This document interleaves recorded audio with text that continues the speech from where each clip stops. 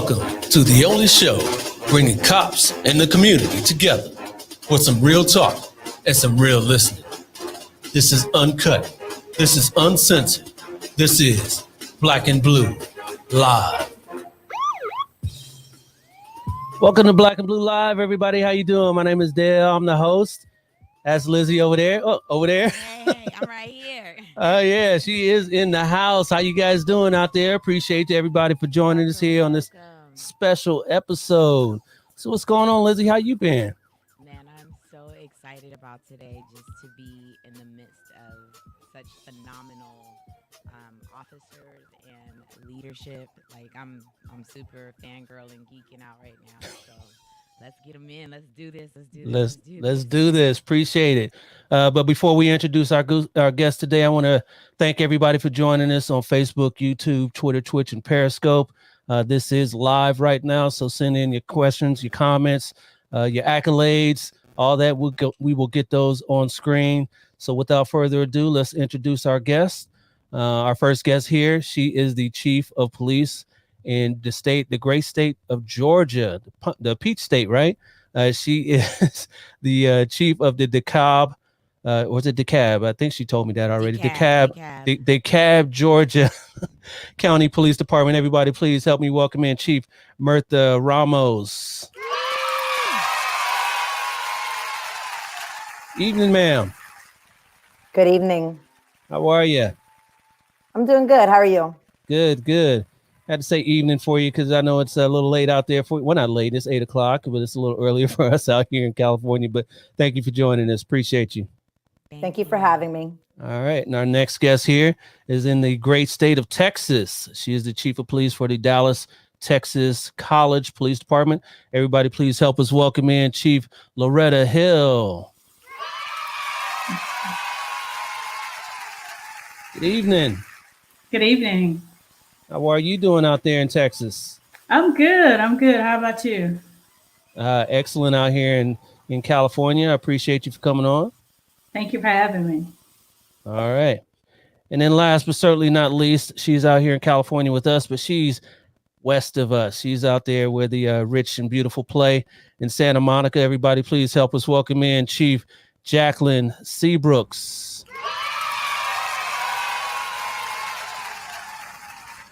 Afternoon, Chief.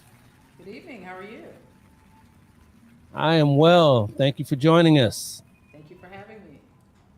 It's great to be All here. right. Great to have you. So, again, I want to thank everybody for joining us on Facebook, YouTube, Twitter, Twitch, and Periscope. Send in your comments, questions, and we will get those on air. But right now, we want to talk about our guest. We've got some outstanding, amazing women here.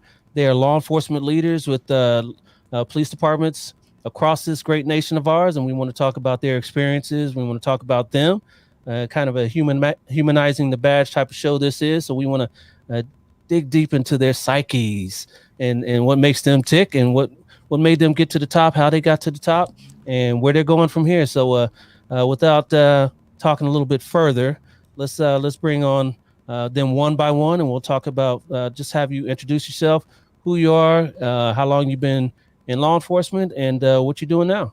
So let's start that off with I guess the last one will be the first one. Chief Seabrooks, tell everybody who you are and what you do. Well, hello, everybody. I'm Jacqueline Seabrooks. I'm currently the interim police chief for the city of Santa Monica. I've been back a little over a month, but I was the permanent chief from 2012 to 2017, and then I retired and moved to Texas. And very recently, the city manager asked if I would come back to the city and assist the police department and the city with transitioning in a new chief and implementing some initiatives. And when family calls, you answer that call. So after 36 years, I'm back. All right. Well, thank you for answering the call. Indeed. We need great leaders out there. Next, Chief Hill, tell everybody about yourself, who you are, and what agency you represent. I'm Loretta Hill, and I'm the current chief of police for the Dallas College Police Department here in Dallas, Texas. It's a large community college system that covers the entire county. I've been in law enforcement almost 27 years, about 3 months short of 27 years. I started my career in Arlington, Texas, PD. And then I spent 2 wonderful years at Miami Beach PD. And I've been in my current role for about 4.5 years now as chief of police. All right. Thank you for your service as well. All right. And then Chief Ramos, please tell everybody who you are and what the agency you represent. Yeah, so my name is Mirtha Ramos, and I'm part of the DeKalb County Police Department. I've actually only been here a whole year, so I just made my anniversary this month. Before that, I was 22 years in the Miami-Dade Police Department, where I came from. So I've only been in Georgia for a year, but it's been a challenging and interesting year here. Yes, it has been a challenging and interesting year for all of us. And first comment on Facebook, Daryl Hunter says, Chief Ramos. My Florida folks. Okay. All right. And then Lynn Taylor says, good evening. Thank you, Lynn, for that comment as well. You got some fans already. Not to mention my co-host Elizabeth here. She mentioned earlier that she's fangirl geeking here. So that's all good. Appreciate that. So we were talking about first off, we'll jump off into, chiefing and how you guys rose through the ranks. What was the steps? What were the steps that you went through when you thought that you could be a chief? What kind of assignments that you used? And we want to kind of use this as a springboard for other people looking to get into law enforcement, looking to be leaders in law enforcement one day. They can look at you and say, okay, maybe these are steps I can take in my agency or an prospective agency. So somebody tell us about, we'll start off with you, sir, Chief Ramos. What sort of assignments did you do and mentors and things like that that helped you along the way? Well, I have various assignments. So at every rank, I went to uniform patrol. I did investigations. I did proactive work. I did administrative. So I've kind of worked my way around the department so that you have to make yourself well-rounded. You have to be able to eliminate any excuse that somebody may have for not giving you an assignment. So I think at every rank, I tried to do as much as I could to kind of broaden my knowledge and just really learn the department. I took all my civil service ranks from officer, sergeant, lieutenant, captain, got promoted into major, got promoted into a division chief, and then got appointed to actually being a chief of DeKalb County. So I think every rank and every step is important. So no shortcuts for me, just did it one day at a time, worked hard, and my work ethics couldn't be denied, really. Excellent. How about you, Chief Seabrooks? What kind of path did you take in your journey?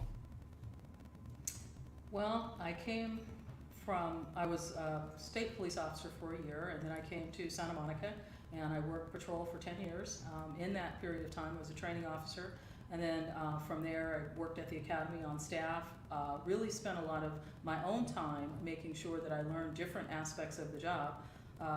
Came back, worked alongside folks in policy development, in budget, as an FTO, all of those different kinds of things, and then took the civil service exam for sergeant, later lieutenant, later captain, and then as a captain, it struck me that I wanted to know if what I had to offer would translate in another agency, and so I applied for police chief positions outside of the city of Santa Monica, where I'd come up through the ranks.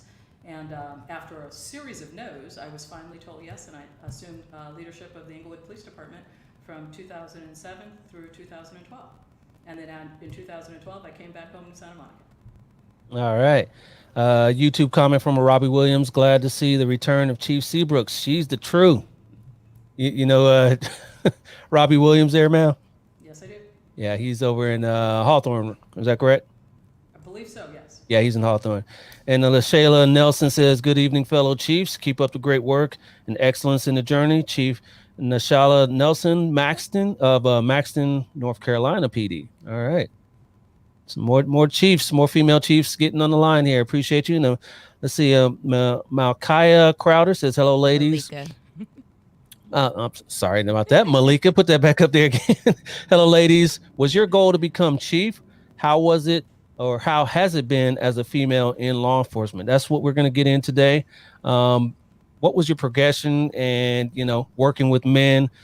I'm sorry, ladies, I am a man, but I know how we are. So, working in the profession, How did you have to deal with that? And not only dealing with us, but just having to deal with, law enforcement as being, mothers. I don't know how many of you are mothers and that sort of piece. So we'll talk about that as well. All right. And another comment, they're coming in here. Accord Walker on Facebook says, supporting from Arkansas Pulaski County Sheriff's Office in Little Rock, Arkansas.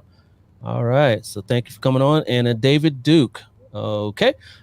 This is great to see all these women in high positions in their departments handling business. Appreciate you there, David. And we appreciate these fine chiefs coming on and expounding on their knowledge and all that for us here. Before we jump into that, Chief Hill, can you also expound a little bit of how your journey went into becoming chief of police? Well, I know I was saying off the camera that, I thought I would only wear one uniform. And now I'm at my third agency. And sometimes to grow, you have to move. And you can't be afraid of that, taking that when that opportunity presents itself. But so I started my career in Arlington.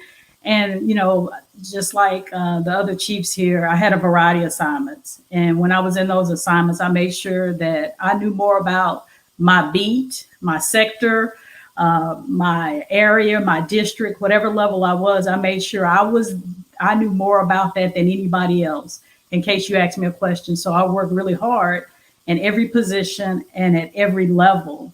So when the opportunity did come, there would be no one to say that she hadn't done this or she hadn't been exposed to this. So I think it's important for women in law enforcement to do the hard work and put yourself in a position when those opportunities come up. I wouldn't do it by just checking the box because people know when you're just checking the box. You need to be intentional on assignments you take that help develop you as opposed to just taking them because you're checking a box. So you just have to work really hard and keep your head down. You may not be the one noticed, but eventually when those opportunities come around, they know that they're going to have a good worker.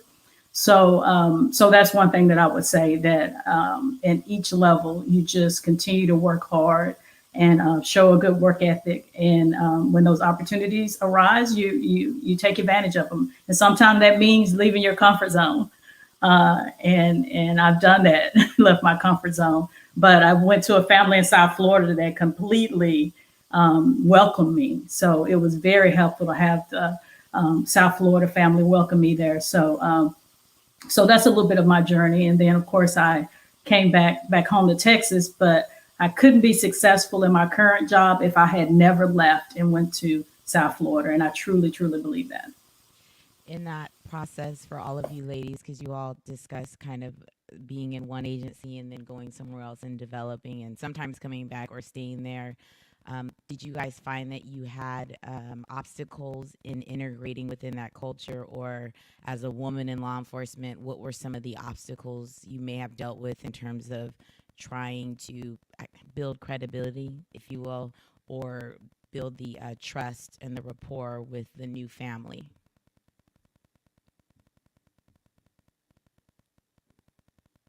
Anybody I'll could jump take in there. that Go one. ahead. So I've Go just ahead, been here a Chief year, Ramos. and I'm coming. Yeah.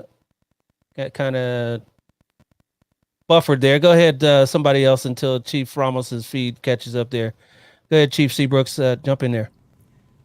Well, I think the biggest challenge when you go somewhere else, I left Santa Monica after 25 years and went to the city of Inglewood, and I knew exactly 2 people by face only. I knew nothing about the agency and where it had been.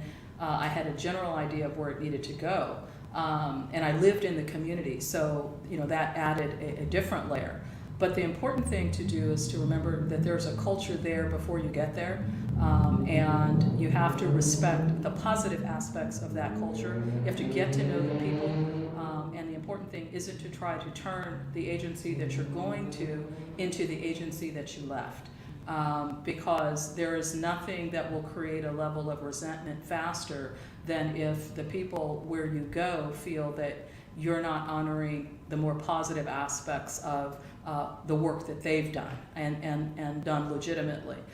Certainly when there's trouble or you're there to engage in reform activities, you have to be very intentional about being clear about what parts of the culture are to be valued and what parts of the culture are to be dismissed and dealt with. And so, when you remember those kinds of things, that will engender you to the new family a little bit. But you also have to remember that you're there to do a job. And so sometimes it's not going to turn out that they love you and embrace you as though you had come up, within the organization. But if you do it right, they'll certainly respect you. Yeah. Yep. And Chief Ramos, you were going to say there about this question as well? I was just going to say that it's tough, especially coming in and not knowing anyone or not knowing too much about the department, and then actually having assistant chiefs that maybe actually were trying to take your position and not getting it and having to come in and now be their supervisor. But I think if you come in and you come in with an open mind and you learn to be inclusive and respectful of these people who have made their lives and their careers in this place, I think it makes it a little bit easier. Absolutely. Robert Steed on Facebook says, Chief Ramos, thank you for your support of Noble's effort at caring for others food distribution last week. All right. You're giving back to the community. Appreciate that. We're talking about, again, you guys moving from one place to a unfamiliar place. And when Chief Hill, when you were speaking there, I could definitely hear that Texas accent. And Chief Ramos, when you were speaking there, it didn't sound like a Georgian accent. Where are you originally from? Philadelphia. Philly. Yeah. Yes, that sounds like an East Coast accent right there. Definitely.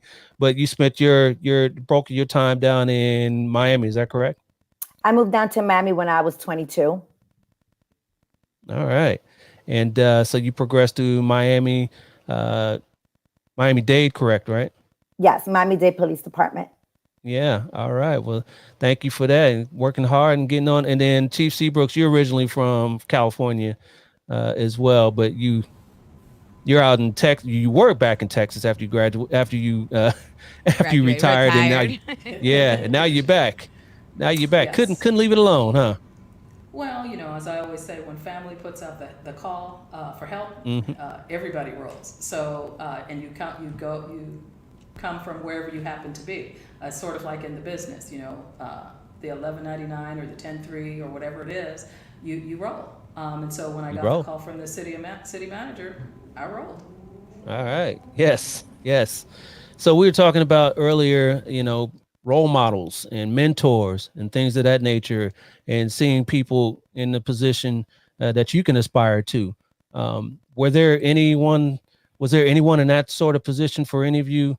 If you chiefs coming up in your departments, other role models that you could look to and say, maybe I could do that one day because she can do it.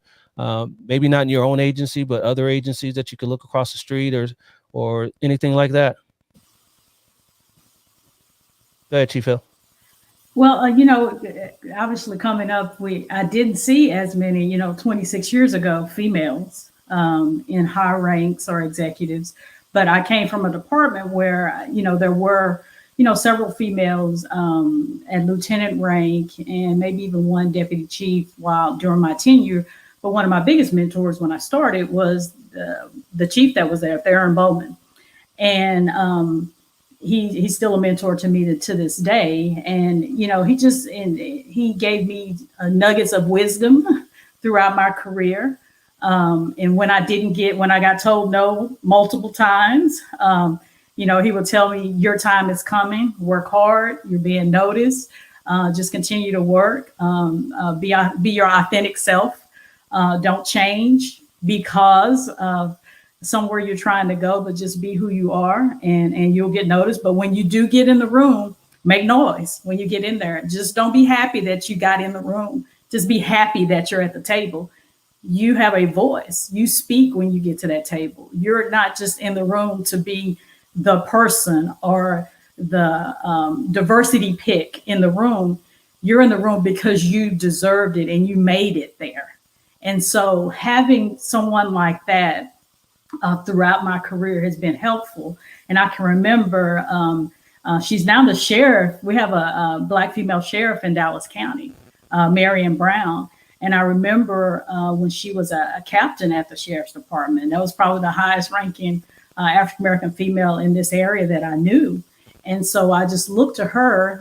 She came and spoke at one of our events, and I thought, I could probably be there one day if I listened to it. So mentors are extremely important. It's reach one, teach one. You never made it there by yourself, and you never forget that you did make it there by yourself, and you can't stay there by yourself. So it's really important to have mentors inside of this profession and definitely outside of this profession so they can keep you grounded. Absolutely. Do you all feel that, because a lot of, saying that for growing up, I didn't see very many women in law enforcement, much less women of color. In terms of now that it's happening, do you feel that assists or it makes a difference in retention of female officers, recruitment, or even presence, and even in decision making when there's a presence of women in law enforcement? Anyone? Yes, it matters. It's one of those things where, I see it even today in some of the meetings that I preside over, and I try to be inclusive, because what will happen is the louder voices in the room are sometimes the male voices, and they will drown out the women who haven't gotten to that point where they're comfortable making that noise because they're in the room. And I always say, if you're not at the table, you're potentially on the menu. So what you have to do is you need to be heard. And I try to create that space where women can be heard and their views can be legitimized. I always think of those meetings where the conversation is happening, and the female lieutenant will bring something up, and there'll be silence around the room. And then 4 or 5 people later, a male will bring up that same thing. And it's almost as though we now have, I won't say the cure for cancer, but you would have thought so based on the reaction.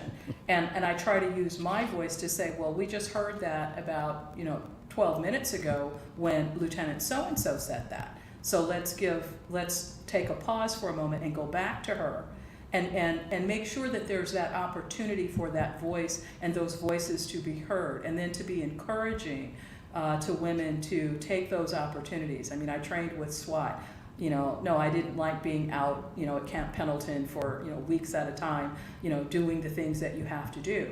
But, to encourage women to take on those things, as was said earlier, because people will know if you are just checking a box versus you are legitimately interested. And you have to make sure that you're lighting the candles ahead and behind, because you don't know where the next leader is in your organization, or where that next police chief is, or where that next sergeant is. So you want to make sure that you're creating that opportunity for women to take advantage.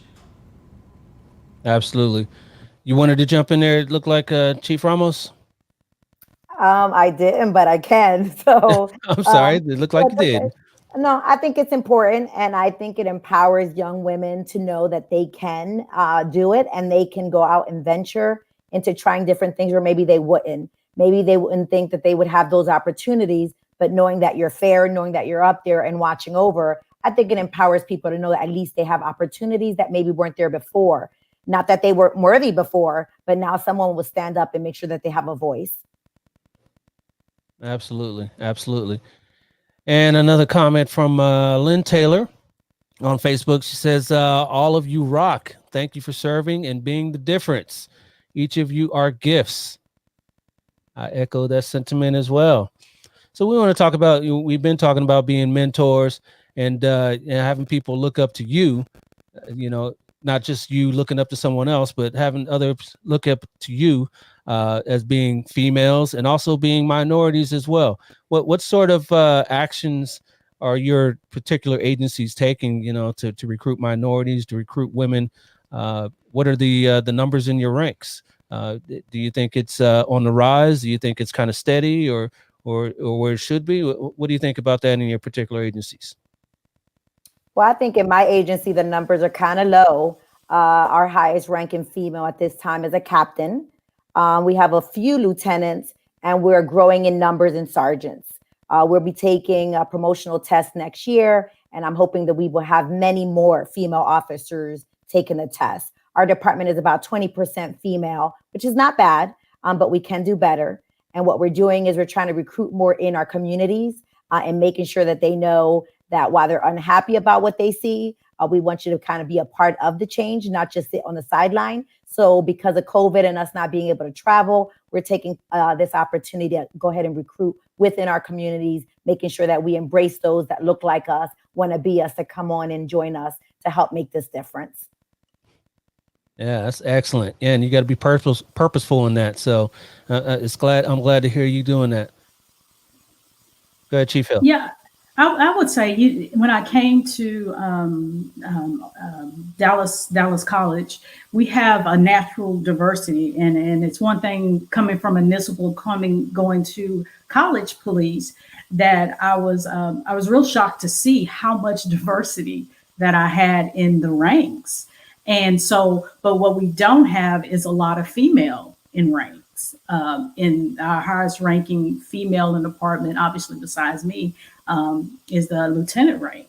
And so, and that female lieutenant has been in that rank, for a while. So it's incumbent on me to prepare them, to get them prepared where they feel confident to test for those positions, because a lot of them have been there at the agency, at these other ranks, at corporal and sergeant and officer for a very long time, longer than my 4.5 years there, but were never encouraged to test. So I have created an environment of education is very important. We're at a college, so your education is important. Diversifying yourself is important. Mentoring other people is important, and pushing yourself is really important. So we do have a natural diversity. We're probably 25-30% female, because I think the college policing attracts a lot of caregivers, a lot of women who want to take care in true community policing, because that's exactly what we do.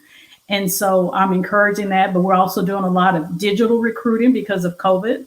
And I've noticed that when we're doing our digital recruiting, we're reaching a whole different generation, a whole different group of people that I would not normally reach, going to a college, going to a job fair, going to the military transition. So I'm reaching a whole different group of women.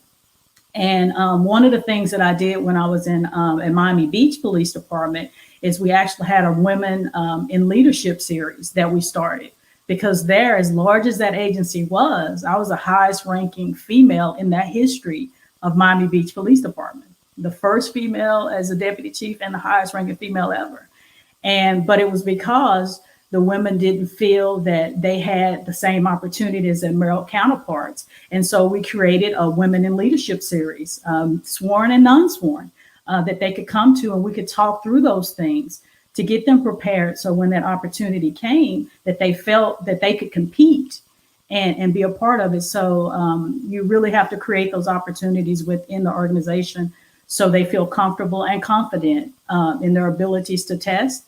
And they can do it. I mean, we're a living example here on the screen that you can do it. Yeah, absolutely. And seeing the significance of, you said, you were the highest ranking female in the agency in the history of that agency, but just to see that, I'm sure is inspiring. And talking about inspiring moments, I want to talk about Chief Ramos's swearing in. You said it was you're coming up on your year anniversary here, so here's a quick pic of your swearing in there by a judge and over there in DeKalb County. But what was really historic is this photo here. That is also the sheriff of DeKalb County. She is African American as well, and this is a great photo as well. Seeing that, what was that moment like for you, Chief Ramos, when you got to see that and the two of you working together in that historic moment? I mean, it was a big moment because I'm coming in. That was my announcement that I was chosen. So I'm the first female chief of DeKalb County, and then to go ahead and meet the first female sheriff. Definitely it was impressive, but it made me feel good because she was welcoming. The one thing here about Georgia is everyone was very welcoming to me. We have a female district attorney. We have a female solicitor. We got a lot of girl power here. But we're talking about women that are embracing and that are helpful and that are not just here saying I'm the first or I'm here, but really being able to open up for conversation, assistance, whatever you need. And her meeting me the first time, and you see how embracing she is. She gave me a book. She told me she was here for me. And that made me feel better about coming into a new state, a new place, a new department, knowing that I would have the support that I need if needed. And even if I didn't need it, she was there. So it definitely felt good to know. Yeah. And let me real quick for the viewers, kind of get our bearings on where DeKalb County is, and pull up a map here. Is that encompassing of the Atlanta area, or where on this map is it in relation to Miami? I'm sorry, to Atlanta. Parts of Atlanta are actually part of DeKalb County. So DeKalb County is surrounding Atlanta and gets parts of Atlanta in DeKalb County. All right. And then the county government, that's kind of weird because out here in California, Chief Seabrook's can attest to that.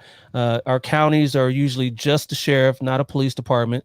The municipalities, the cities are police departments. How does that work with the county sheriff and the county police department? Well, the sheriff, they manage the jails and they have a violent fugitive unit and the courts. We do everything else. So we police the streets and they take care of the jail. So we lock them up. They watch them for us while we drop them off. So it kind of works hand in hand. Okay. Yeah. Out here, the sheriff can also do, the patrol part, the policing part as well through contract cities and unincorporated areas. So, all right. Interesting to find out. All right. So, and also being mentors. We were talking about, females, you all being females and having younger Black females and minority females, or just females in general, looking up to you. We got one here of you, Chief Seabrooks, was that some sort of shopping spree with a young girl there? What's this one about here? What we would do is every year, what the Boys and Girls Club would host a shopping event, and they would pair a young person up with a member of the police department. And that year, that young lady, her mother worked for our Santa Monica, what we call Big Blue Bus, which is our bus lines. And she paired with me, and we went on a shopping tear through the local Sears. And if I remember correctly, her name was Lavender. And if you notice, a lot of the clothes and the things in her hair are exactly that. Yeah, that's awesome. That's kind of like I don't know, can you say that on air? Cops shopping with a cop. Can you say that on there? I think it's been, well, I know there was a police officer that trademarked that, so you can't say that anymore. You have to say something else now. But yeah, that's a great event. That's awesome. I love that. Love that. All right. And then we want to talk about also, voting, the importance of voting. I talked to you guys in the pre-show that we weren't going to get too much into voting, but it is an important aspect of being an American here.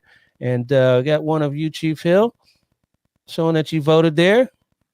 And we just came out through this tumultuous election cycle, and you posted online that you exercised your right to vote. How was that for you in this 2020 election? Oh, I think it's very important. Whoever people decided to vote for, that you do vote. And I went out on the first day of early voting because I wanted to make sure if I didn't see the next day, I voted in this election. So voting is instrumental. It's paramount to our democracy. So it's intentional. But you also notice I have my breast cancer awareness badge on. So we make sure that our officers are exercising their rights to vote. They're integrated in the community, that they're part of the community, who's in elected offices, that it matters to policing, it matters to our community. So it's important to vote. Absolutely. Absolutely. Kind of jumping ahead, given that obviously 2020 has been a year for law enforcement, for our nation, and things like that. And many of the agencies took black eyes, whether you were directly involved in some of the exposures or you were an allying agency. But I think it also caused a lot of agencies to take an examination of themselves and the culture and begin to have to address what are some of those things for you all that I think, if you can talk about it, that you all are seeing that may have to happen, or things that you are saying, I'm going to champion these things going forward, even if you already were, but maybe bringing more of a community highlight. Because I think a lot of times the community didn't know what was already in place. And so we just have to do better at exposing them to what we were already doing. What were some of the things that you all are now putting emphasis on or trying to bring an awareness to that may have already been established but maybe not known? Well, I think for us, maybe placing a little bit of a focus more on community policing. When you are short staffed, sometimes you try to cut corners, and we cut corners in places maybe we shouldn't. So while we didn't have the staffing for it, we created it anyway. Even though every day should be community policing, we're talking about officers that really are just out there trying to talk to business owners, residents, just being out in the community, not enforcing any laws, but really just taking the time to engage with the community so that they can learn about each other. Sometimes we're so busy going from one call to the next that we don't take that time to personalize the interaction. So what we're trying to do is just personalize that interaction so they can learn a little bit more about us and they can feel like we are a part of them as well. We really are working together, but if you don't see it and you don't feel it, it's not really going to be impactful. So I think that's one of our biggest emphasis. You know, with COVID, you don't have that interaction as you did before. So we've had several town halls where we've kind of laid it out there, just been transparent about what we're doing, how we're improving, things that maybe we didn't do well, but maybe we could do better.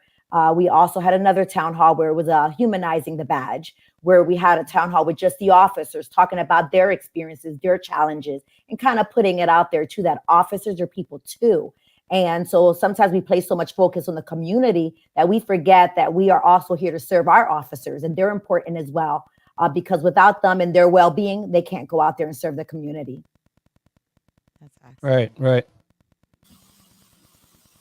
And real quick, before we get you on, Chief Seabrooks, Lonnie Lawrence on Facebook says, it is great to see all of our chiefs representing, especially Chief Hill and Ramos, both of whom I've had the opportunity to work with. Blessings to you all. Stay safe and happy holidays. All right. So go ahead there, Chief Seabrooks. I thought you were going to jump in there. Yeah, you know, even though I've been back for a short time, my police department went through a very difficult time at the end of May with unrest. And there was a significant amount of damage in the community, which while the police department has long had a history of community policing, strong relationships in the community, we found that we need to do more to talk about what we do as a department in service of our community. And so now we're pivoting that conversation to include conversations about oversight, to include conversations about reform. And what I'm finding I'm spending a lot of time talking with the community about the various types of oversight, because I don't think that there's a broad-based understanding of exactly what that is. And we're having conversations about what does it mean when people say defund? What does it mean when people talk about reform? Because I can make an argument that reform is something that happens anytime you're realigning your police department's practices, policies, and procedures to better align with what the legal standards are, or even exceeding what the legal standards are, because keeping in mind legal standards represent the ethical minimum that a society requires of its officers. So we're having these conversations just in the short time that I've been back to focus the community's attention and to focus the organization's attention on what needs to happen in 2021 so that we can move forward in this post unrest period for us, because it really shook our community to see folks coming into town and using the opportunity that peaceful protest and rightful protest had, but seeing people take advantage of that for criminal purposes and enterprising, and then seeing what the police response was. So, we have to talk with our communities about the business end of policing, particularly when they see us consistently in a very positive light, only to see something that then begins to shake their confidence in the police department. And we have to have real talk about what that looks like and why. Yeah, absolutely. Because I tell people all the time that, police work is not pretty. Most of the time, when you go hands-on, and we do have to go hands-on from time to time, it's not pretty. But, sometimes this is the work that needs to be done. We want to do it swiftly and with a purpose. And, if we need to get someone in custody, get them in custody with minimal, if no damage at all. But, sometimes people don't see that when they're, out with their cell phones on YouTube. So, we got to be mindful of that type of stuff. So, pivoting back to you all personally, we wanted to talk about, again, you being females, excuse me, in this male-dominated profession. How was it coming up in the ranks, as female officers? I know Chief Hill spoke about earlier that she wanted to make sure that no one would say that she didn't do something, but she was not only just checking the box, but she knew what she was doing. She knew about her beat. She knew her job. What was that sort of that kind of feedback that you got from officers, whether it's good or bad, working in this profession, coming up, some, making sure that you did the things that the guys are doing as well. What sort of the process was that for you? Well, I can say one thing that I always tried to make sure that I stayed true to who I was, because it was real easy to just try to fit in because you're in a male dominant profession. That would be the easy route, to just go under the radar and just try to fit in. But you bring who you are to the profession, and I think that's what women do. I think we have an emotional intelligence that we bring to the job that I think gives us a lot of all the leadership qualities that we need to be successful in our careers. And it comes from who we are outside of policing. We're, sisters, we're aunts, we're mothers, we're wives, we're best friends. I mean, we bring a lot to the job. So I thought it was always important that, and I went to SWAT school also, but I was a negotiator, and it was a requirement that you go to SWAT school. So I had to rappel out of a helicopter. I was like, why am I rappelling out of a helicopter? But I had guys that would not go up there and rappel. So I felt pretty good going up there to rappel out of a helicopter when it was guys in my SWAT class that wouldn't do it. Yeah, I know I wouldn't be one doing it. I would do it now. I was crazier at 23 than I am now. I would not do that now.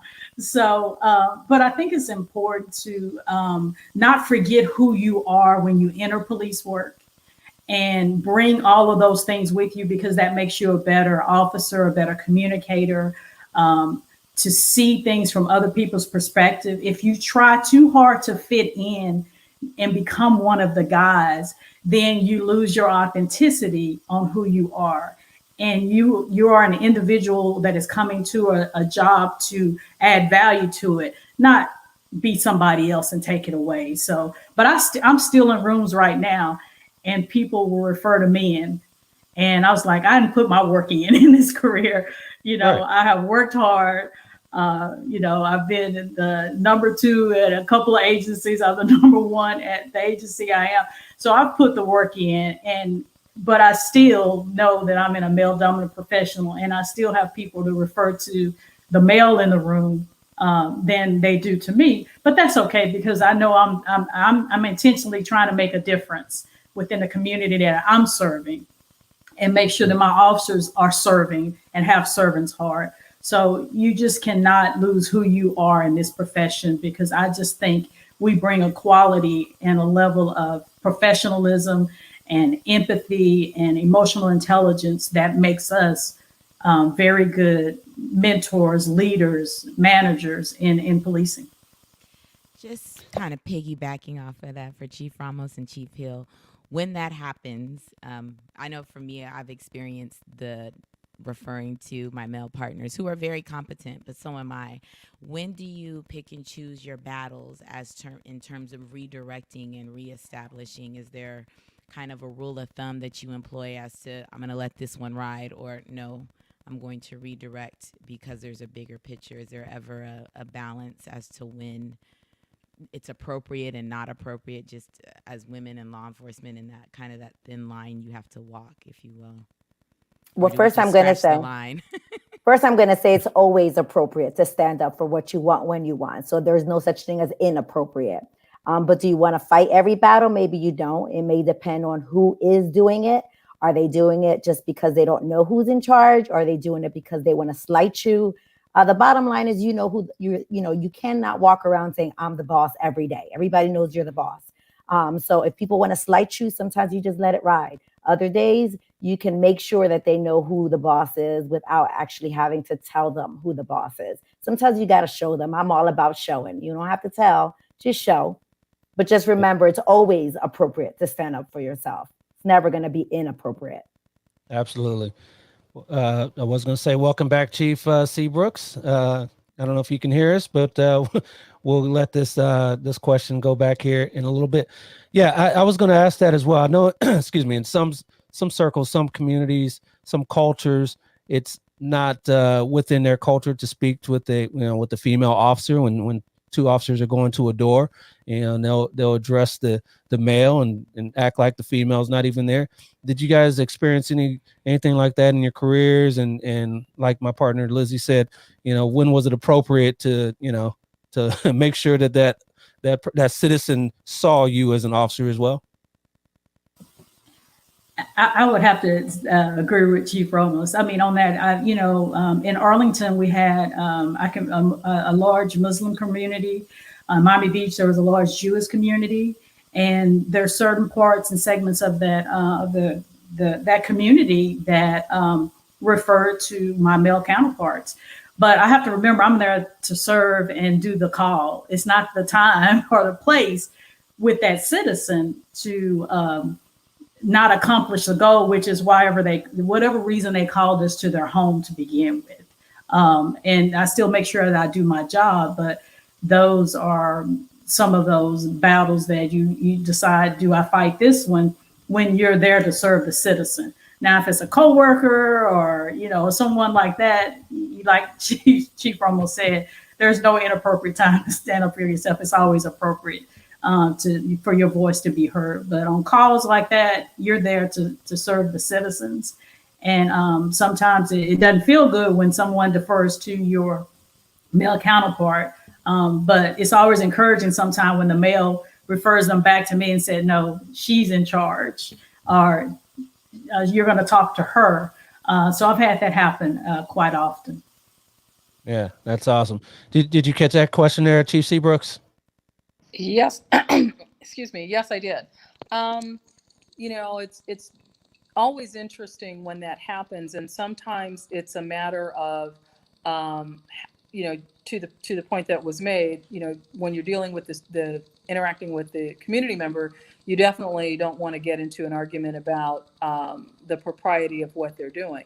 But I do find that, and particularly as time went on, I did find, as Chief Loretta pointed out, that yes, the partners would generally tend to point the person back and say, this is the handle on the call, you have to talk to her.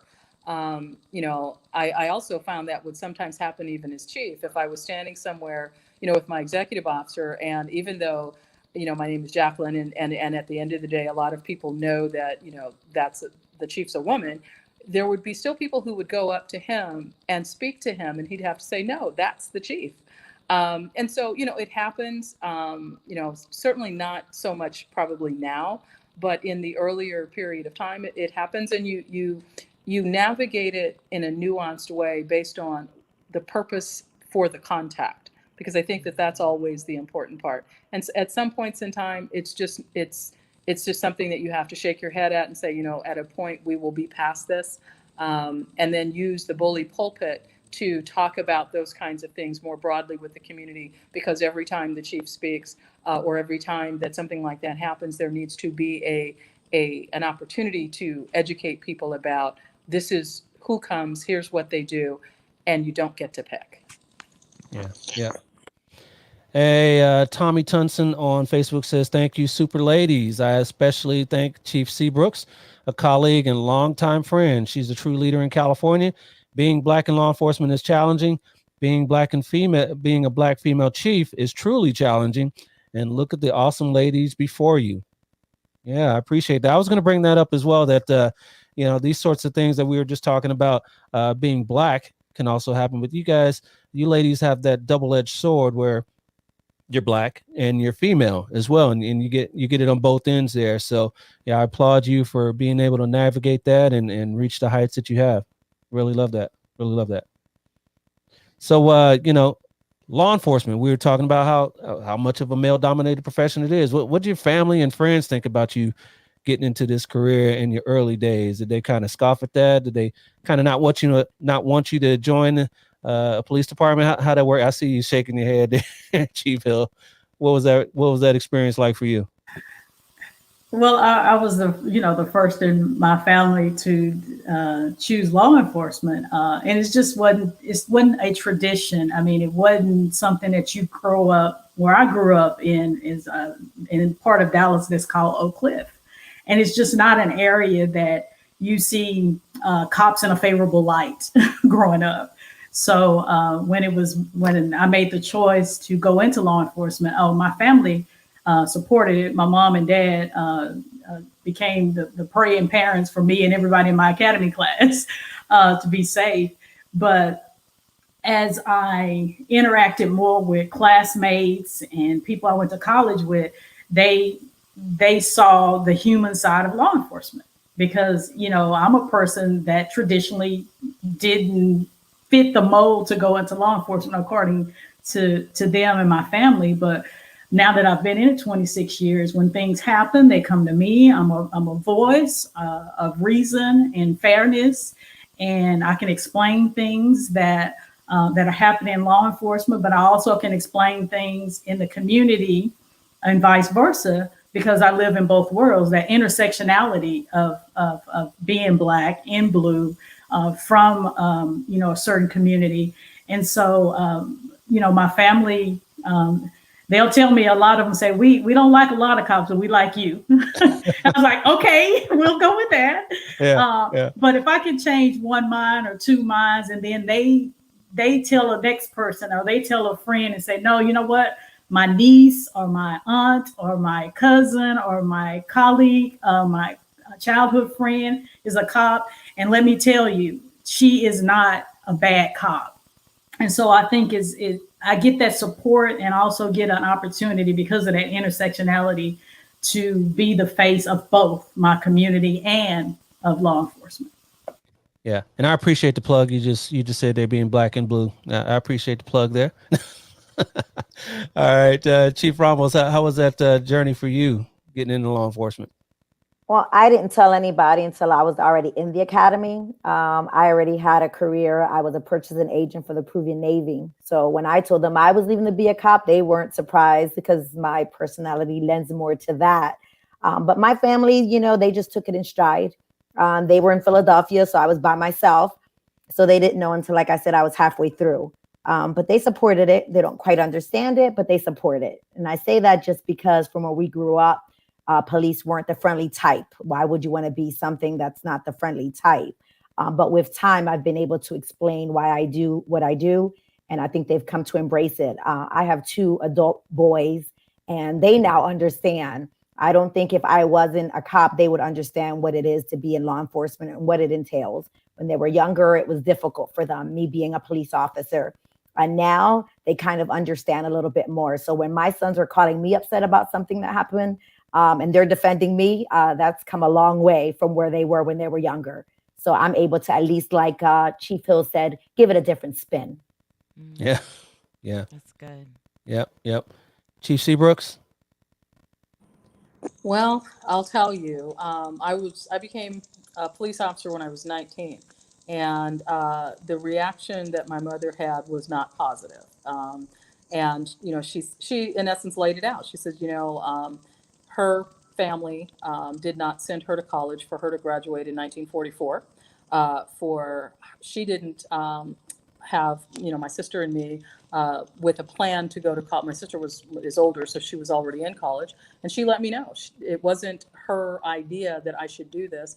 I should be a lawyer or a doctor or something like that. But I went ahead and did it, and it wasn't until I was a lieutenant and I happened to be somewhere with her, and I overheard her say that she was proud, and that brought tears to my eyes, because for all of the years prior to that, she was not happy with the career choice. And for her to say that, it let me know that she finally came to grips with, okay, this is what she's chosen to do. And it's working, and she's doing good work. And I now have a different perspective of what policing is. But I also have to, you know, put that in perspective with, my mother was born in 1922. So her family experiences and all of that with policing were exceedingly different, but nevertheless rooted in some of the same concerns that we hear today. Yeah, yeah.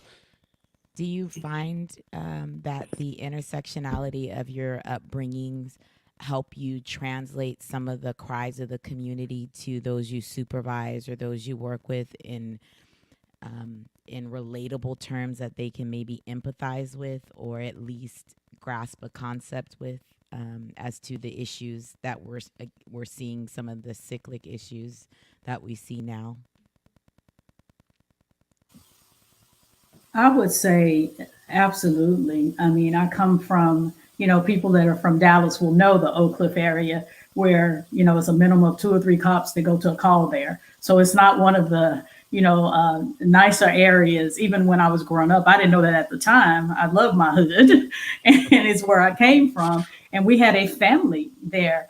But I think it allows me to, and really is more with my white counterparts that don't understand, you know, from the simple thing of when you're recruiting and you're hiring, you know, that someone's experience from where they are is totally different than yours. It doesn't make it wrong. It doesn't make them a bigger risk. It's just, you know, have you been around somebody that that's a felon? Well, it depends on where you come from. Mm-hmm. So if that's an automatic disqualifier, or if that somebody looks at you different, well, you can't control that. Do you have felons in your family?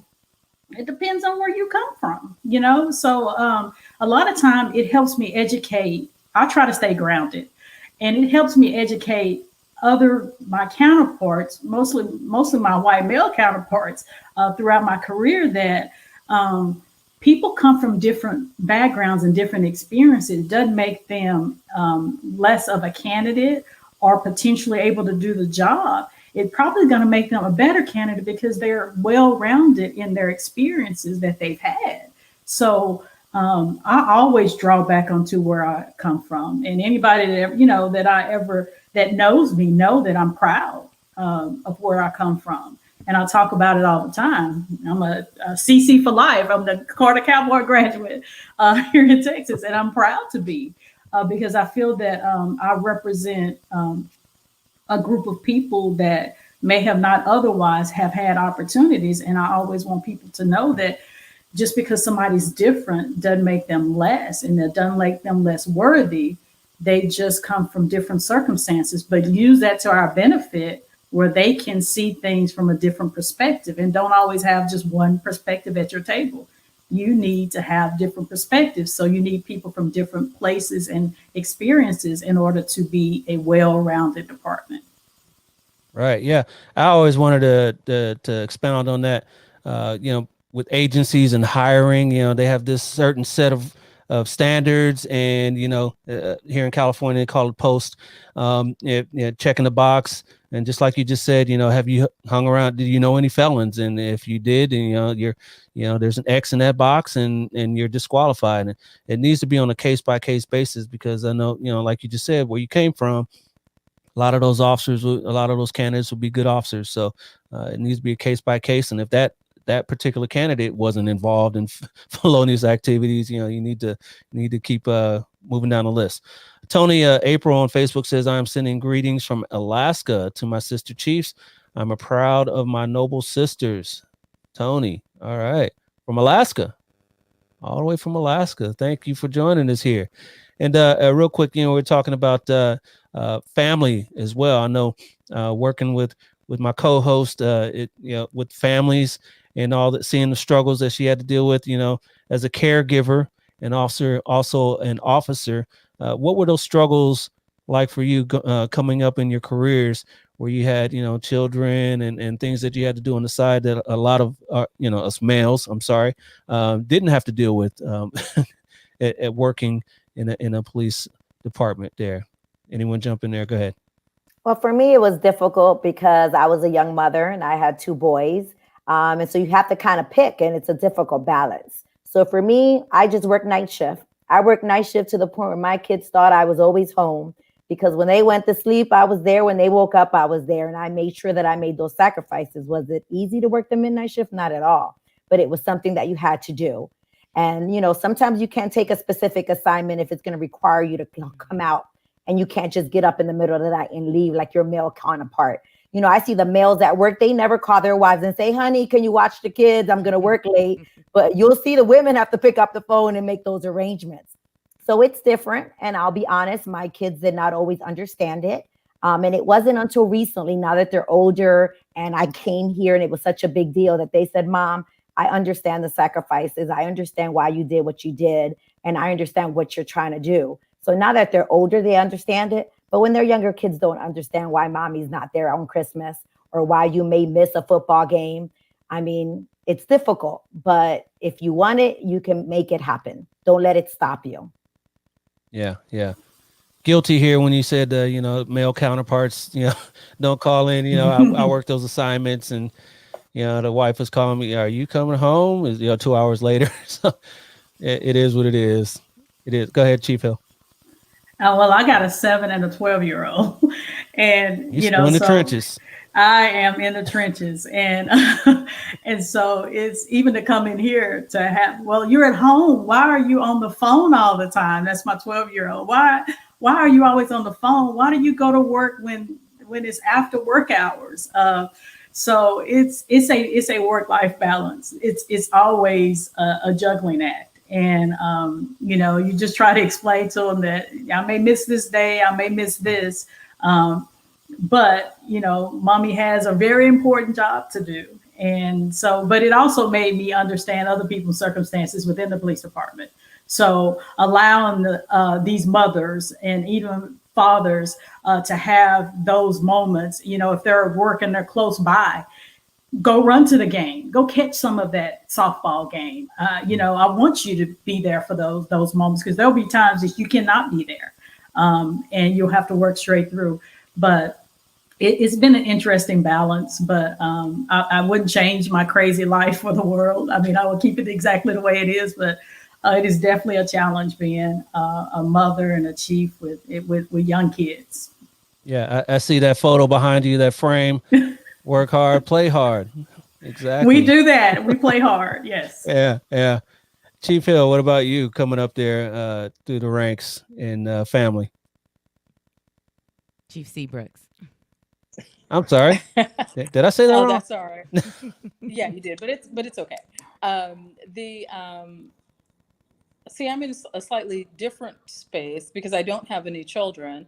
And so really at the time when I was coming up through the ranks and I was married, it was really just balancing life and making sure that, you know, I maintain that appropriate work-life balance.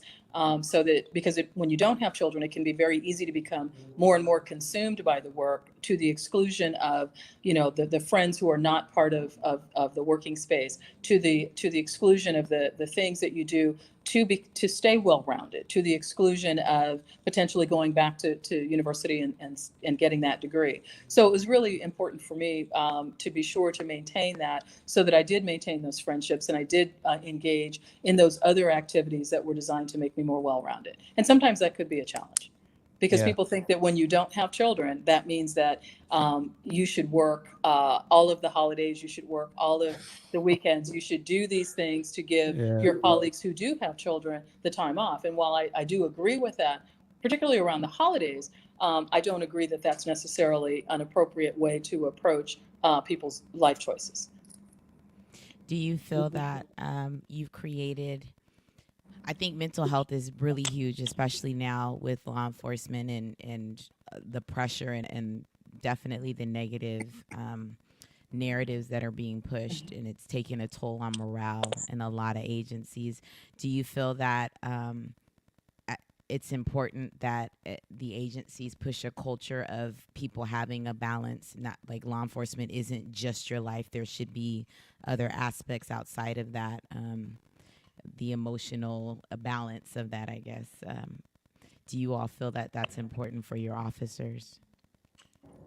I do, yes. I think it's important. I mean, we all know the divorce rate in law enforcement can be exceedingly high. We know that the use of substances that are not constructive can, particularly alcohol, can be high. There's also the potential to get caught in the cycle of abusing prescription medications and all of those kinds of things. And so it's critical to have these conversations through peer support, through directly by the leadership, with the troops, with other professionals, with other officers who've gone through difficulties. Because as the stresses become different than they were when I started, they're nevertheless here, and they have to be managed. And people don't always. Police officers are not always good at asking for personal help, because it stands in the way of, I got this, I can handle all of these things, I can handle everything.